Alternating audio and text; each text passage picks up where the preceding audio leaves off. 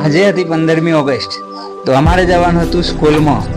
તો જય રામાપીર દોસ્તો, આજે હું સવારમાં તૈયાર થઈ ગયો અને પંકજ આવી ગયો મને લેવા માટે ઘરે.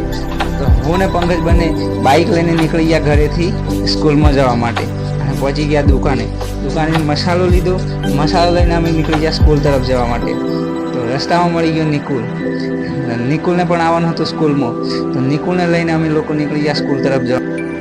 પછી ફાઇનલી આપણે પહોંચી ગયા સ્કૂલના ગ્રાઉન્ડમાં પહોંચ્યા ત્યાં તો આપણા ભાઈબંધો પણ પહેલેથી જ પહોંચી ગયા હતા.